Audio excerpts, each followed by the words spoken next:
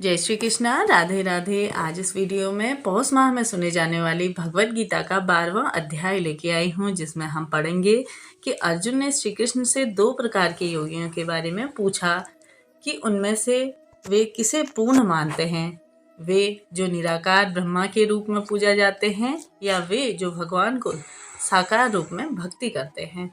श्री कृष्ण कहते हैं कि भक्त उन्हें दोनों मार्गों से प्राप्त कर सकते हैं। हालांकि वे उन लोगों को सर्वश्रेष्ठ योगी मानते हैं जो उनके साकार रूप की पूजा करते हैं।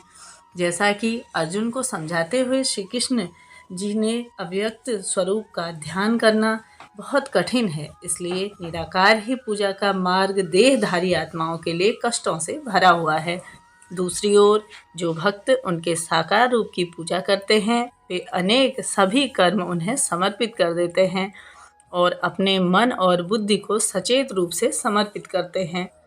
वे उन्हें प्राप्त कर सकते हैं। ऐसी आत्माएं जीवन में मृत्यु के चक्र से शीघ्र ही मुक्त हो जाती हैं।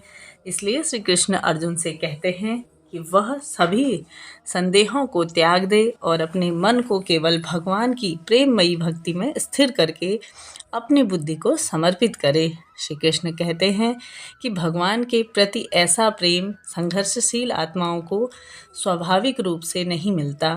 भक्ति कोई रहस्यमय उपहार नहीं है जिसे कोई भी प्राप्त कर ले। इसे विकसित करने के लिए निरंतर ही प्रयास की आवश्यकता है। श्री कृष्ण अर्जुन से कहते हैं कि यदि वह अपने मन को पूरी तरह से भगवान में लीन करके और असमर्थ है तो उसे अपनी सभी कार्यों को भगवान की भक्ति के साथ करने का प्रयास करना चाहिए और निरंतर ही अभ्यास से वह पूर्णतया उन्हें प्राप्त कर सकता है। श्री कृष्ण आगे बताते हैं कि ज्ञान की साधना यांत्रिक अभ्यास से अधिक है तथा ध्यान ज्ञान से भी अधिक है, तथापि ध्यान से भी श्रेष्ठ है कर्मों के फलों का त्याग, क्योंकि इससे परंतु महान शांति प्राप्त होती है। इस अध्याय के शेष भाग में भगवान ने प्रेमी भक्तों के साथ उन सभी अद्भुत गुणों का वर्णन किया है जो उन्हें अत्यंत ही प्रिय हैं। तब अर्जुन ने पूछा, जो लोग आपके साकार रूप के दृढ़ निष्ठा से समर्पित हैं और जो निराकार ब्रह्म की पूजा करते हैं, उनमें से आप किसे योग से अधिक निपुण मानते हैं? भगवान ने कहा, जो लोग मुझ में अपना मन स्थिर करते हैं और सदैव दृढ़ विश्वास के साथ मेरी भक्ति में लगे रहते हैं, वे उन्हें ही श्रेष्ठ योगी मानते हैं। जो लोग अपनी इंद्रियों को वश में करके तथा सर्वत्र समुचित होकर अविनाशी, अव्यक्त, सर्वव्यापी, अचिंतन्य, अपरिवर्तनशील, नित्य तथा अचल परम सत्य के निराकार स्वरूप की पूजा करते हैं, वे भी समस्त प्राणियों के कल्याण में लगे हुए हैं। वह मुझे प्राप्त कर सकते हैं। जिनका मन अव्यक्त में आसक्त है, उनके लिए साक्षात्कार का मार्ग कष्टों से भरा हुआ है। देहधारी प्राणियों के लिए अव्यक्त की उपासना अत्यधिक ही कठिन है। परंतु हे पार्थ, जो लोग अपने समस्त कर्मों को मुझ में समर्पित कर देते हैं, मुझे ही परम लक्ष्य मानकर अनन्य भक्ति से मेरी पूजा और ध्यान करते हैं, हे पार्थ, मैं उन्हें शीघ्र ही जन्म मृत्यु के सागर से छुड़ा देता हूँ, क्योंकि उनकी चेतना मेरे साथ एक हो जाती है। मुझ में ही अपना मन लगाओ और अपनी बुद्धि को मुझ में ही अर्पण कर दो। ऐसा करने पर तुम सदैव मुझ में ही निवास करोगे, इसमें कोई संदेह नहीं है।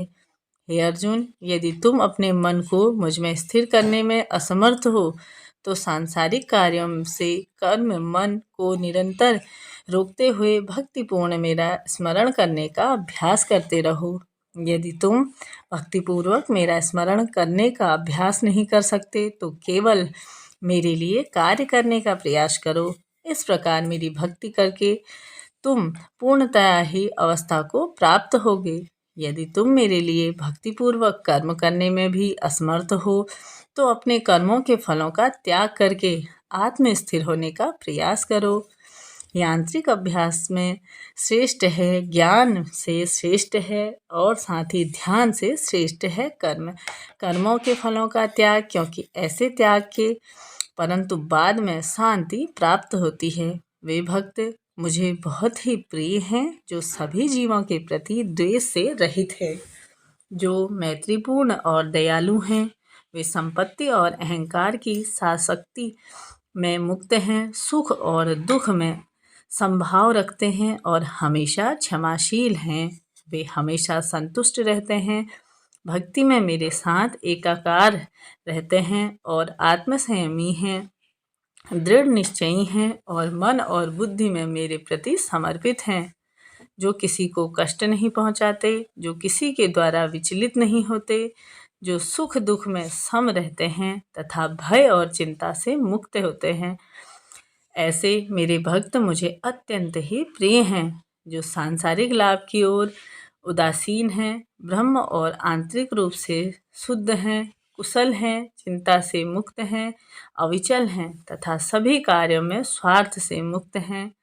ऐसे मेरे भक्त मुझे अत्यंत ही प्रिय हैं, जो न तो सांसारिक सुखों से प्रसन्न होते हैं और न ही सांसारिक दुखों से निराश होते हैं, जो न तो किसी हानि पर शोक करते हैं और न किसी लाभ की लालसा रखते हैं, जो अच्छे और बुरे दोनों कर्मों का त्याग कर देते हैं। ऐसे भक्ति युक्त पुरुष मुझे अत्यंत ही प्रिय हैं, जो मित्र और शत्रु में समान भाव रखते हैं, मान अपमान शील उष्ट हर्ष शोक में संभाव रखते हैं, जो सब प्रतिकूल संगति से रहित हैं और जो स्तुति और निंदा को समान रूप से ग्रहण कर लेते हैं, जो मौन चिंतन में लीन रहते हैं और जो कुछ भी प्राप्त हो उससे संतुष्ट रहते हैं, निवास स्थान में आसक्ति नहीं रहते, जिनकी बुद्धि मुझ में स्थिर रहती है और जो मुझ में भक्तिपूर्ण। और ऐसे पुरुष मुझे तो अत्यधिक ही प्रिय हैं, जो लोग यहाँ कहे इस ज्ञान अमृत का आदर करते हैं, परम लक्ष्य मानकर मुझ पर समर्पित रहते हैं, वे मुझे अत्यधिक ही प्रिय हैं। तो 12वां अध्याय यहाँ पे पूर्ण होता है। बोलिए श्री कृष्णाय वासुदेवाय हरे परमात्मने प्रतः क्लेशनाशाय गोविंदाय नमो नमः। मेरे चैनल पे आप सभी के लिए प्रतिदिन कथाएं डाली जाती हैं, इन्हें सुनिए और अपने जीवन को सुखमय और सार्थक बनाइए। मिलते हैं अगली वीडियो में, तब तक के लिए नमस्कार।